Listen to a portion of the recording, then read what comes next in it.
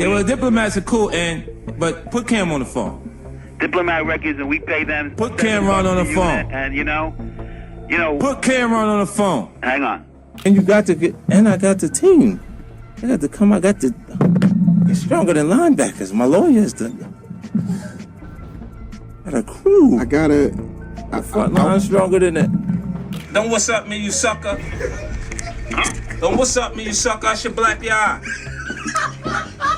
You already know when 50 Cent walks into an interview, things might get a little tense. Whether it's his no-filter comebacks, those awkward stare-downs, or straight up calling out interviewers mid-conversation, Curtis Jackson has a way of making things real uncomfortable, real fast. You think I won't drop the bet?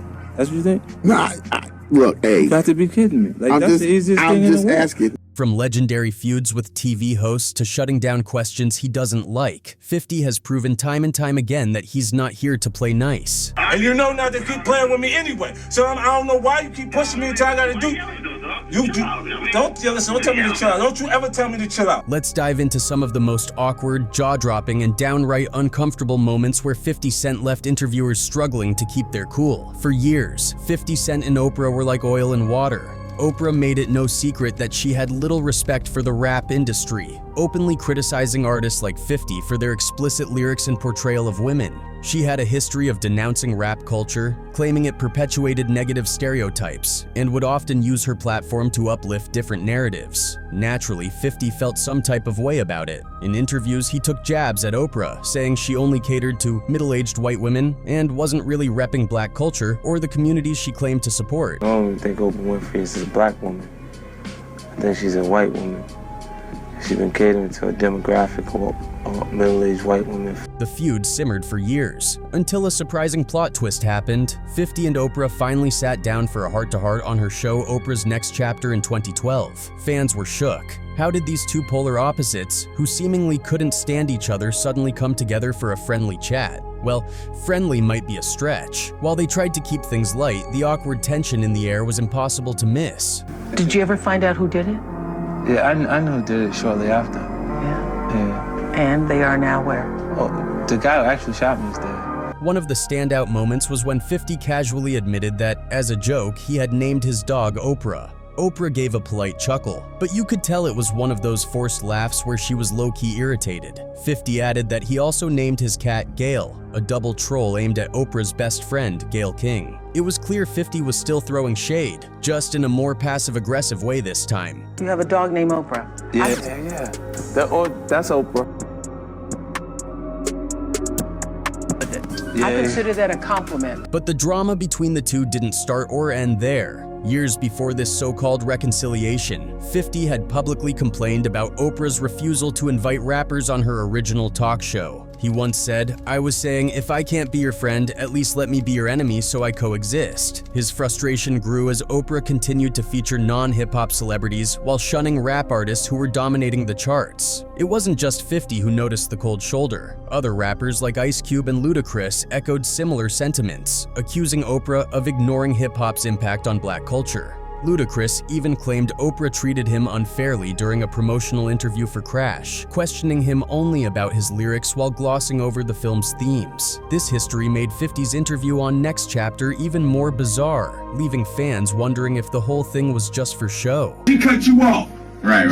She edited out what you had to say. Pretty much. Okay. That's what it came down to. That was the only time I was on Oprah. Okay, and then whether we get invited back. During their conversation, Oprah asked 50 some personal questions, diving into his upbringing and how he developed his tough persona. While 50 answered politely, you could sense his guard was still up. The vibe wasn't exactly warm and fuzzy, more like two frenemies trying to play nice in front of cameras. When Oprah asked him if he felt misunderstood, 50 gave her a sly smile and replied, "You misunderstood me for a long time." Oprah tried to keep her cool, but the subtle jabs didn't go unnoticed. Adding fuel to the fire, 50 later revealed that part of the reason he agreed to the interview was to patch things up for his grandmother, who happened to be a huge Oprah fan. It was one of those moments where you couldn't tell if 50 was being genuine or just playing along to get what he wanted. Either way, it added another layer of awkwardness to the whole situation. Even after the interview, the tension between Oprah and 50 didn't completely disappear. Not long after their sit-down, 50 posted another Instagram jab aimed at Oprah, saying, "We cool now, but I'm still me." It was clear that while the interview might have been an attempt to bury the hatchet, 50 wasn't about to change who he was, or let Oprah off the hook entirely. If there's one thing DJ Vlad is known for, it's stirring the pot, and making sure the interviewee spills the juiciest tea possible.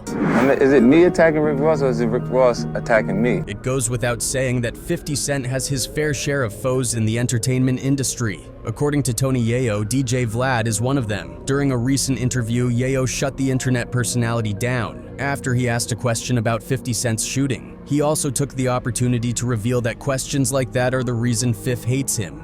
This is why 50 hates your A, Yayo said, leaving DJ Vlad in a state of disbelief. Yeah, you talk about him too much, the G-Unit rapper went on to clarify, explaining that he doesn't want all of his interview questions to revolve around 50 Cent. While he emphasized the fact that they're close friends, he also stressed that he has plenty of his own accomplishments to discuss. I don't want to talk about Fif because I don't want to make it seem like all my views is about Fif. Fif is my man, so sometimes when ANA do so much favors for you, you always remember the time when he said yes, never when he said no. He described, he don't hate you, but I know sometimes he just don't want to be brought up.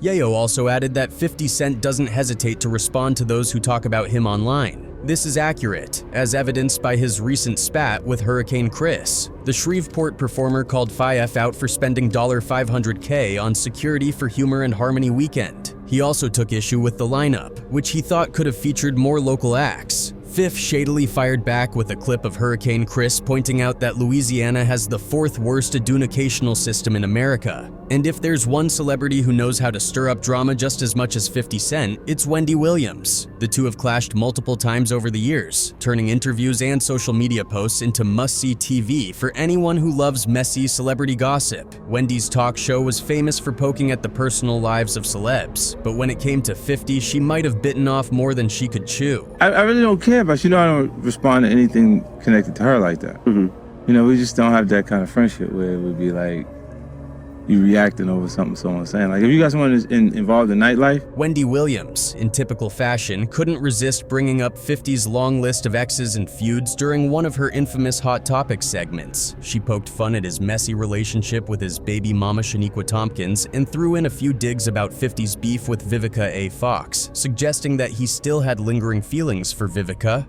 But instead of letting it slide, 50 did what he does best. He clapped back hard. Like, I'm not asking you about 50 Cent. Like, I don't want to ask you about that. But now you forced me to ask you about it because no, but here's why. Taking to Instagram, 50 posted a picture of Wendy in a swimsuit with the caption, "What's wrong with this picture? Get the strap." The post went viral instantly, and fans were quick to jump in with ruthless comments about Wendy's appearance. Wendy tried to play it cool on her show the next day, brushing it off with her trademark, "Say it like you mean it." But everyone could tell, she was heated. The feud didn't stop there. When Wendy's divorce from Kevin Hunter hit the headlines, amid rumors of his infidelity and secret love child, 50 was the first to jump in with more shade. He posted memes, threw subliminal jabs on Instagram, and even commented, "See what happens when you mind everybody's business but your own?" Ouch. Wendy, who was used to dishing out gossip but rarely being the subject of it, found herself on the receiving end of 50's trolling, and it wasn't pretty. Your husband is not a bad man. He deserves a side chick for talking to you, you ugly MFer. Focus on your own ish. Oh yeah, we in Club Lust tonight, you're invited, LOL. What made it worse? Wendy wasn't exactly in a position to fire back effectively. 50 had no shame and no limits. He trolled not just her personal life, but also her appearance, calling her out for everything from her fashion choices to her surgeries. He even hosted a party in New Jersey the same weekend Wendy was in town and joked that she wasn't invited. And he posted a picture of her next to the Beast from Beauty and the Beast and said, "Yeah, you effing around in the wrong section every time you call me, I'ma show up." Despite all the back and forths, Wendy never got a proper apology from 50. In fact, when asked about their feud in later interviews, 50 doubled down, saying she got exactly what she deserved. It became clear that 50 wasn't about to let Wendy off the hook anytime soon. For him, it wasn't just about one incident. It was about putting Wendy in her place for all the years she'd dragged his name through the mud. Even when Wendy tried to take the high road on her show, saying, "I wish him well," fans knew it wasn't over. With 50, things are never really over. He's the type to wait for the perfect moment to reignite the beef, and Wendy knows it. I cannot stand the fact that she will break down everybody else's dirt but won't break down her own. She just brushes past her own. Well, dirt. 50 Cent feels the same way. He put up that picture of Wendy in a bikini on the beach and said, Wendy Williams just told me to get my life together. 50 Cent versus Wendy Williams became one of those celebrity feuds that people just couldn't look away from. Both are experts in stirring the pot, Wendy with her gossip and 50 with his trolling, and their clash was like watching two pros go head to head. It wasn't just about words, it was a full-blown shade war, complete with Instagram posts, memes, and savage commentary. The real kicker, even after all the drama, neither of them has backed down. 50 still takes the occasional jab at Wendy when the opportunity arises, proving that in the world of celebrity beef, no one does it quite like him. And Wendy, well, she might play it cool on camera, but everyone knows she's keeping an eye on 50's Instagram, waiting for the next time he decides to fire off another shot. You're 42. You got a 21-year-old son. Get your life.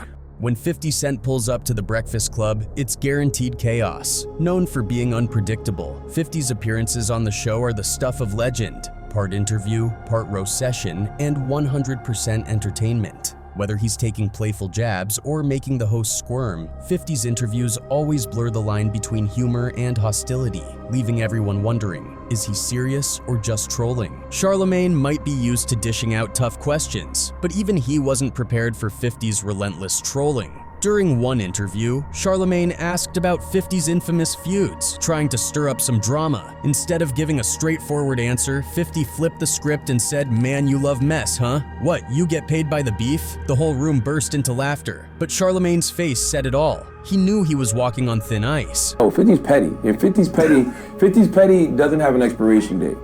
It might be a year from now and 50 might just decide, I'm gonna f with Meek Mill today. Like, 50 didn't stop there. He went on to clown Charlemagne for his notorious reputation for stirring the pot, calling him out for being too comfortable in people's business. The jabs were playful on the surface, but there was an underlying tension. 50 has a way of making even jokes feel like veiled threats. Angela Yee was next in line. When she tried to ask a question about 50's personal life, he immediately fired back with, "You trying to pull a Vlad on me, huh? I'm not telling you nothing." The room erupted in laughter, and even Yee couldn't help but giggle. But the jab was sharp. 50's reference to Vlad TV wasn't just a joke. It was a warning that he wasn't here for any messy questions about his love life. I was like, why would he be mad? We didn't, Yeah, you didn't start for no reason, he did.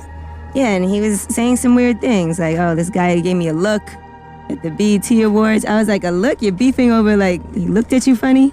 Yee tried to change gears and bring up 50's business ventures, but 50 wasn't done yet. He playfully accused her of acting too innocent, suggesting she knew more about celebrity gossip than she let on.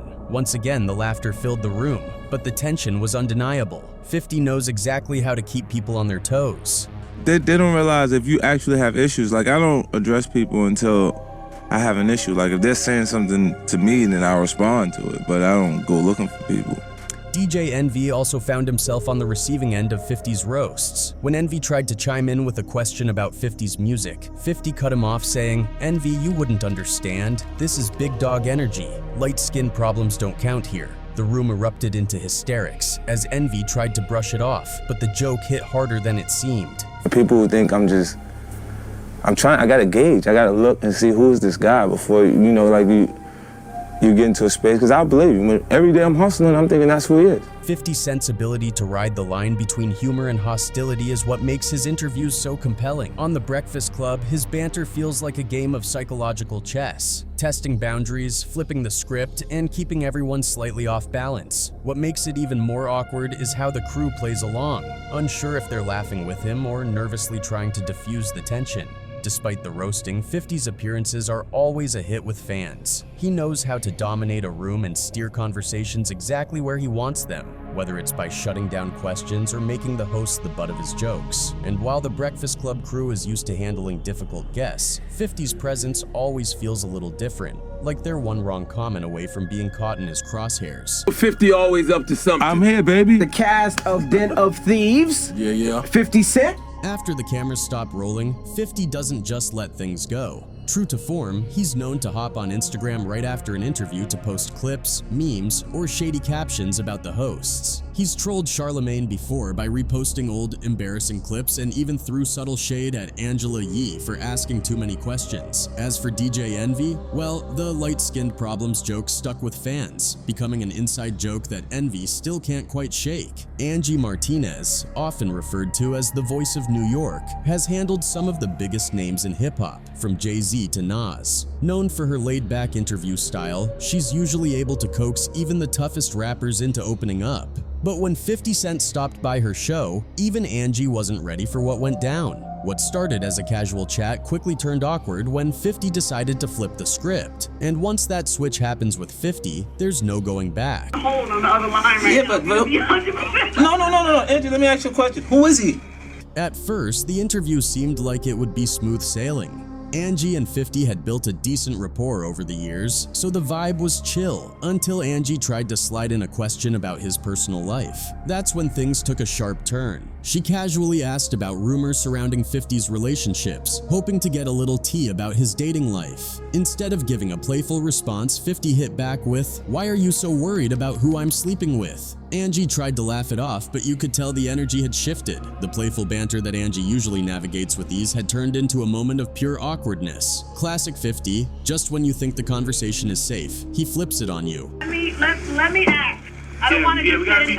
I gotta be fair. I can't set anybody up. He's not gonna want to talk with me here. What made the exchange even more iconic was how 50 delivered it. His tone was cool but firm, letting Angie know that he was not here to play games. Angie, known for her quick comebacks, was momentarily caught off guard. She tried to steer the conversation back to lighter territory, but it was clear 50 had made his point. It wasn't the first time 50 used an interview to remind people that he's in control of the narrative. Whether it's with talk show hosts, radio personalities, or even rivals, 50 has a knack for turning things on his terms. And in this moment with Angie, he did just that.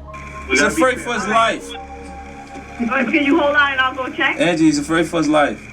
To make things even juicier, this wasn't the only time Angie had tried to get 50 to open up about his personal life, and each time it ended the same way. Whether it was questions about his baby mama drama, his infamous beef with Vivica A. Fox, or those persistent rumors about him and Ciara, 50 never gave her what she was looking for. Instead, he either deflected with humor or hit back with uncomfortable jabs like the one in this interview. That's something coming, man. Y'all gotta hear this. With all those people up there, you were Fab? Yeah. With all those people in there, you were looking like somebody who has, like a friendly guy. Like you were looking like somebody who had great relationships with all these New York rappers, which was an interesting way to see you. And it's not just Angie who's been on the receiving end of this treatment. 50 has a long history of using interviews to call out interviewers for digging too deep, making sure the conversation stays on his terms. For him, controlling the narrative is just as important as the music, and if that means making things awkward, so be it. What made this moment with Angie so unforgettable is that it perfectly captured the essence of 50 Cent's media persona: unpredictable, sharp, and always ready to throw people off balance. Fans loved it, seeing it as yet another example of 50's ability to dominate any conversation. Social media lit up with reactions, with many praising 50 for his quick wit and refusal to play along with the typical interview script. Angie, for her part, handled it like a pro, laughing off the awkwardness and moving on to other topics. But even she admitted later that 50 has a way of making interviews tricky. In her words, you never really know with him. You just gotta roll with it. This wasn't just a one-off awkward moment. It was a masterclass in 50 Cent's media strategy. He's not just a rapper, he's a brand. And part of that brand is maintaining control over what gets said about him. Interviews aren't just conversations. They're opportunities for 50 to flex his wit, call out double standards, and remind everyone that he's in charge. With Angie Martinez, 50 once again showed why he's one of the most compelling and difficult guests to interview. Even when things get awkward, he knows how to make it entertaining. And in the end, that's what keeps people tuning in. One person wrote, 50 got heart and everybody know it. Don't let the money fool you. 50 lived it. Another one added, 50 Cent is def a gangster. He seems like a really nice guy too, and he's good to his fans. Much respect, 50. And there you have it. Times when 50 Cent turned interviews into battlegrounds. Whether he's trolling, shutting down questions, or turning awkward silences into viral moments, 50's interviews are always a must-watch. You never know if the host will walk away unscathed or just plain humiliated.